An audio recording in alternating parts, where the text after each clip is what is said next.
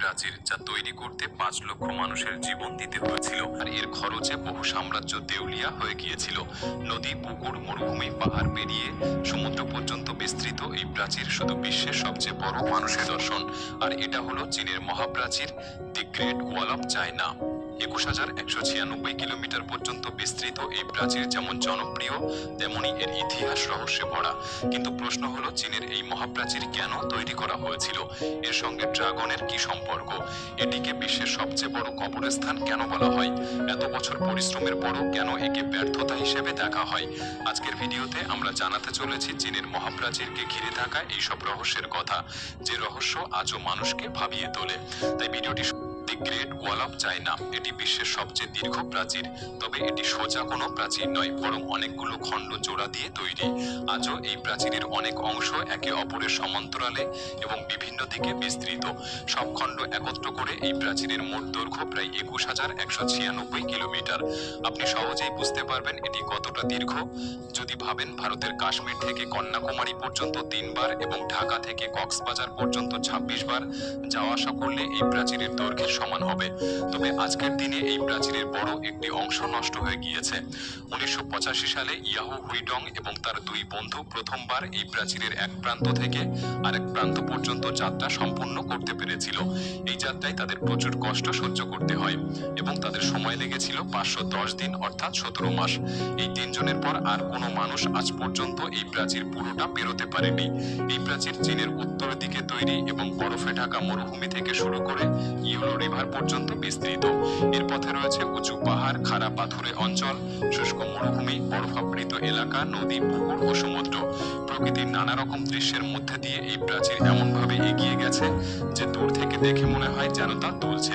সম্ভবত এই কারণেই চীনের মানুষ একে বলে পাথরের ড্রাগন, যা বিদেশি আক্রমণ থেকে তাদের রক্ষা করে। চীনের বহু মানুষ বিশ্বাস করেন হাজার হাজার বছর আগে একটি ড্রাগন উড়ে এসে এই প্রাচীরের পথ চিহ্নিত করে দিয়েছিল এবং পরবর্তীতে কর্মকারেরা সেই ড্রাগনের চিহ্ন অনুসরণ করেই এই প্রাচীর তৈরি করে। আসলে চীনা বিশ্বাস অনুযায়ী ড্রাগন হচ্ছে শক্তি, প্রভা ও ঐশ্বরিক শক্তির প্রতীক, যা তাদের রক্ষা করে।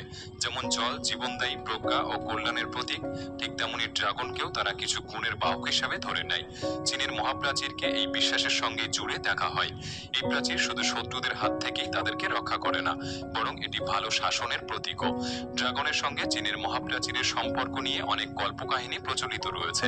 তবে যদি কল্পকাহিনীর বাইরে গিয়ে ইতিহাসের দৃষ্টিভঙ্গি থেকে দেখি যে কিভাবে এই মহাপ্রাচীর নির্মাণ হয়েছিল, তাহলে আমাদের এই দৃশ্য দেখতে হলে ফিরে যেতে হবে 2000 বছর আগের চীনের ইতিহাসে, যে সময়টিতে চীনের শানডং প্রদেশে মানুষ কৃষিকাজ শুরু করেছিল। ইয়েলো নদীর জল ব্যবহার করে তারা তাদের জমিতে সেচ দিত।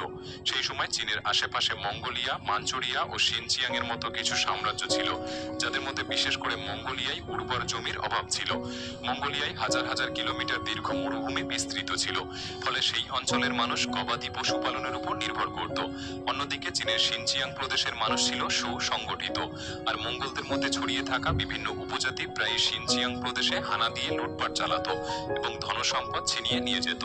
এই সমস্যা থেকে রক্ষা পাওয়ার জন্য চীনের কিছু মানুষ তখন তাদের একজন রাজা নির্বাচন করে এবং সীমান্তকে নির্ধারণ করে দেয়, এবং সেই সীমান্ত ঘিরে উঁচু প্রাচীর তৈরি করার সিদ্ধান্ত নেওয়া হয়। সেই সময় সম্রাট কিনশি হুয়াং 223 খ্রিস্টপূর্বে এই মহাপ্রাচীর নির্মাণের কাজ শুরু করেন। তবে এত দীর্ঘ প্রাচীর একক কোনো সাম্রাজ্যের পক্ষে তৈরি করা সম্ভব ছিল না। তাই পরবর্তীতে আরো অনেক সাম্রাজ্য এই প্রাচীর নির্মাণের অংশ নেয় এবং পুরো প্রাচীর তৈরি করতে সময় লাগে প্রায় 2000 বছর। এই দীর্ঘ সময়ে চীনের রাজারা তাদের সময়ের সবচেয়ে দক্ষ স্থপতি ও প্রকৌশলীদের এই কাজে নিযুক্ত করেছিলেন। 20 লক্ষেরও বেশি শ্রমিক এই প্রাচীর নির্মাণে অংশগ্রহণ করেন। সাধারণ মানুষদের বিশাল সংখ্যায় নিয়োগ দেওয়া হতো, এমনকি বন্দীদের শাস্তি হিসাবে এই প্রাচীর তৈরির কাজে পাঠানো হতো। 4 বছর যাবত তারা এই প্রাচীর তৈরির কাজে নিয়োজিত থাকত। আজ আপনি যদি এই প্রাচীরের দিকে তাকান, তাহলে দেখবেন এর কিছু অংশ শুকনো মরুভূমি, আবার কিছু অংশ উঁচু ও পাথুরে পাহাড়, যেখানে ওঠা প্রায় অসম্ভব। এই পাহাড়গুলির চারপাশে ঘন জঙ্গল ছড়িয়ে আছে। এমন কঠিন পরিবেশে মহাপ্রাচীরের নির্মাণের সময় শ্রমিকদের প্রচন্ড কষ্ট সহ্য করতে হয়েছিল। বলা হয় টানা 2000 বছর ধরে প্রাচীর তৈরির কাজ এমন গতিতে চলত যে শ্রমিকরা বছরের পর বছর নিজেদের বাড়িতে ফিরতে পারত না। প্রতিদিন 16 থেকে 18 ঘন্টা পর্যন্ত কাজ করতে হতো, অথচ ঠিক মতো পেট ভরে খেতেও পেত না। চীনের নিষ্ঠুর শাসকরা তাদের উপর অমানবিক নির্যাতন করত। বরফ ঠান্ডায় শ্রমিকদের প্রাচীরের আশেপাশেই ঘুমোতে হতো, ফলে অনেকে ঠান্ডা ও রোগে মারা যেতেন। কেউ কেউ না খেতে পেয়েও মারা যেতেন, আবার কেউ কেউ প্রাচীর বানাতে গিয়ে খাদের মধ্যে পড়ে প্রাণ হারাতেন। এত দ্রুত কাজ চলতো যে মৃতদের গ্রামে বা শহরের দিকে নিয়ে যাওয়ার সময়ও দেওয়া হতো না, বরং প্রাচীরের পাশেই গর্ত খুঁড়ে তাদের কবর দেওয়া হতো। একটি হিসাব অনুযায়ী চীনের মহাপ্রাচীর তৈরির মূল অংশের কাজ শুরু হয়েছিল খ্রিস্টপূর্ব 1800 সালে। এই প্রাচীর নির্মাণে প্রায় 5 লক্ষ শ্রমিক প্রাণ হারিয়েছিলেন, যাদের দেহ আজও এই প্রাচীরের নিচে বা আশেপাশে সমাধিস্থ।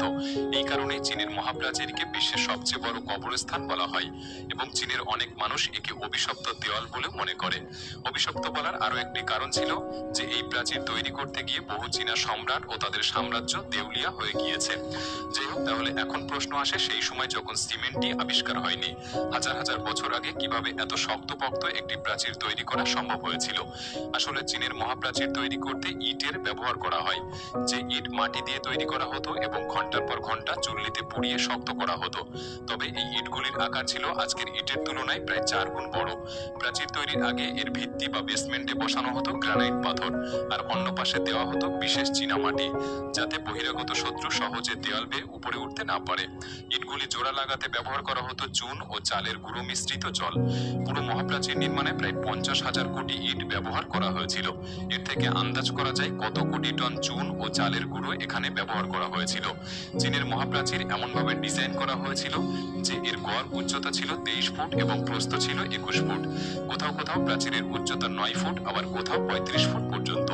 এই প্রাচীর তৈরির মূল উদ্দেশ্য ছিল সামরিক সুবিধা, যাতে প্রয়োজনে একসঙ্গে 10 জন পদাতিক সেনা বা 5 জন অশ্বারোহী একসঙ্গে দৌড়ে শত্রুর হানা প্রতিহত করতে পারে। প্রাচীরের দুই পাশে রেলিংও দেওয়া হয়েছিল, যাতে সেনারা পড়ে না যায় এবং শত্রুর আক্রমণ থেকেও কিছুটা সুরক্ষিত থাকে। প্রাচীরের বিভিন্ন জায়গায় ছোট ছোট ছিদ্র রাখা হয়েছিল। বলা হয় কিছু ছিদ্রে এমন অস্ত্র বসানো ছিল যেগুলি শত্রুদের উপর গুলি বা শেল ছুড়ে মারত, আবার কিছু ছিদ্র দিয়ে তীরও ছোড়া হতো। প্রতি 100 মিটার অন্তর একটি করে উঁচু ওয়াচ টাওয়ার তৈরি করা হয়েছিল, যেখানে সবসময় একজন সৈনিক নিয়োজিত থাকতেন। দিনে শত্রু আসার খবর দিতে তিনি পতাকা ওড়াতেন বা ঘন্টা বাজাতেন, আর রাতে আগুন জ্বালিয়ে সংকেত দিতেন। এইসব টাওয়ারের নিচে ছোট ছোট ঘর ছিল, যেখানে 25 জন করে সৈন্য থাকতে, খেতে এবং বিশ্রাম নিতে পারে। পুরো প্রাচীর জুড়ে এমন প্রায় 25,000 ওয়াচ টাওয়ার ছিল, যাতে প্রায় 6 লক্ষ সৈন্য থাকতে পারে। এছাড়া মহাপ্রাচীরের নিচে অনেক গোপন সুড়ঙ্গ তৈরি করা হয়েছিল, যেগুলোর মাধ্যমে সৈন্যরা এক জায়গা থেকে অন্য জায়গায় যেতে পারে, এবং এগুলোর পথ শুধুমাত্র তারাই জানত। চীনা সরকার অনেক সুড়ঙ্গ আবিষ্কার করলেও আজও হাজার হাজার সুড়ঙ্গ রয়েছে, যেগুলির প্রবেশ ও বেরোনোর পথ কেউ জানে না। এই সুড়ঙ্গগুলির মধ্যে বহু গোপন তথ্য আজও লুকিয়ে রয়েছে। তাহলে ভাবুন, এত বড় ও মজবুত প্রাচীর থাকা সত্ত্বেও একে অনেকেই ব্যর্থ প্রকল্প বলে মনে করে, এবং এর কারণ হলো এই প্রাচীর থাকার পরও মঙ্গল এবং অন্যান্য বিদেশি আক্রমণকারীরা চীনে হামলা করতে সক্ষম হয়েছিল। ত্রয়োদশ শতকে বিশ্বের সবচেয়ে ভয়ঙ্কর শাসক চেঙ্গিস খান এই প্রাচীর অতিক্রম করে চীনে প্রবেশ করে। এরপর 1550 সালেও মঙ্গোলরা এই প্রাচীরে হামলা চালায়। 1644 সালে মাঞ্চু সাম্রাজ্যের সৈন্যরা এই প্রাচীর অতিক্রম করে চীন দখল করে এবং সেখানকার সরকারকে উচ্ছেদ করে। এর ফলে মিং বংশের পতন ঘটে এবং শুরু হয় কুইং বংশের শাসন, যা 20 শতক পর্যন্ত টিকেছিল। এই সময় মঙ্গোলিয়াও চীনের অন্তর্ভুক্ত ছিল। অর্থাৎ একদিক থেকে দেখতে গেলে এই প্রাচীরের কোনো কার্যকারিতাই তখন ছিল না। তবে দ্বিতীয় বিশ্বযুদ্ধের সময় চীনা সেনাবাহিনী এই প্রাচীরকে কাজে লাগিয়ে সৈন্যদের প্রশিক্ষণ দিয়েছিল এবং জাপানি বাহিনীকে ঠেকানোর চেষ্টা করেছিল। যাই হোক, সব মিলিয়ে চীনের ইতিহাসে এই প্রাচীরের গুরুত্ব অনেক। আজও প্রতি বছর 1 কোটিরও বেশি পর্যটক এই প্রাচীর দেখতে চীন সফর করে।